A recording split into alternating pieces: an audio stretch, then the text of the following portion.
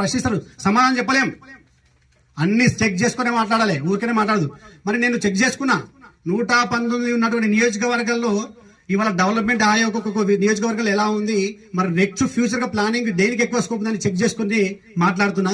ఇవాళ ఈ 119 నియోజకవర్గాలతో కంపేర్ చేసుకుంటే చాలా నియోజకవర్గాలు డెవలప్మెంట్ అయిపోయినాయి, ఆల్రెడీ చాలా డెవలప్మెంట్ అయిపోయినాయి. కానీ డెవలప్మెంట్ అవ్వకుండా ఇక్కడ వరకు ఎవరు మళ్ళీ చూడకుండా ప్రాంతం ఏ ప్రాంతం అంటే కలవకుర్తి ప్రాంతమే.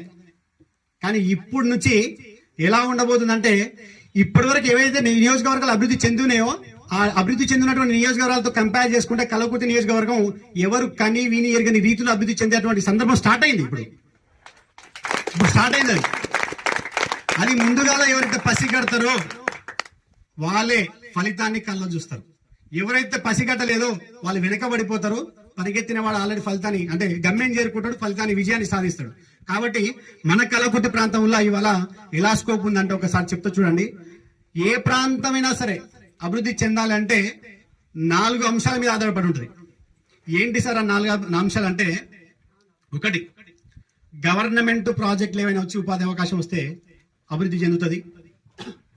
రెండవది ఏంటంటే ప్రైవేట్ ఇండస్ట్రీస్ ఏమైనా వచ్చేసి ఎంప్లాయ్మెంట్ క్రియేట్ చేస్తే ఆ రకంగా డెవలప్మెంట్ అవుతుంది. మూడవది ఏంటంటే టూరిజంగా ఏమైనా డెవలప్మెంట్ ఉంటే టూరిజంగా డెవలప్మెంట్ అయిపోతుంది. నాలుగవది ఏంటంటే రోడ్స్ కనెక్టివిటీ బాగా ఉంటే కూడా డెవలప్మెంట్ అవుతుంది. సో ఈ 4 ఏదన్నా డెవలప్మెంట్ అయిపోతుంది.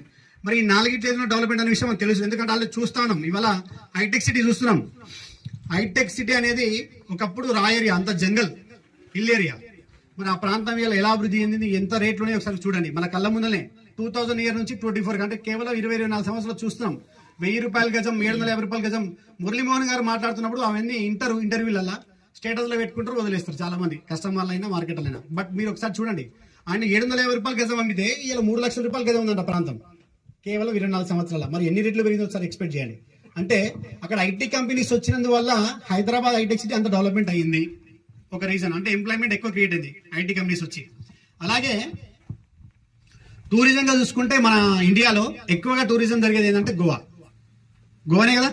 గోవాకి ఆల్ కంట్రీస్ నుంచి వస్తారండి, ఓన్లీ మన ఇండియా నుంచే కాదు, మన ప్రపంచంలో ఎన్ని దేశాలు ఉన్నాయి అన్ని దేశాల నుంచి గోవాకు వస్తారు అన్నమాట టూరిజం కింద. సో అట్లా కూడా డెవలప్మెంట్ అవుతుంది. ఇప్పుడు గోవా మొత్తం టూరిజం మీద బతుంది.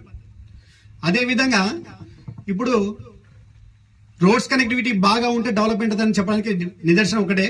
ఇలా హైదరాబాద్ మహానగరం అంతగా ఎందుకు విస్తరిస్తుంది సార్ అంటే, ఇది మన భారతదేశంలో ఒక మిడిల్ పార్ట్ ఉంది. అంటే మధ్యప్రదేశ్ ఏదైతే ఎంపీ ఉంది కదా, మధ్యప్రదేశ్ దిగువ భాగాన సెంటర్గానే ఉంది మన ప్రాంతం కూడా.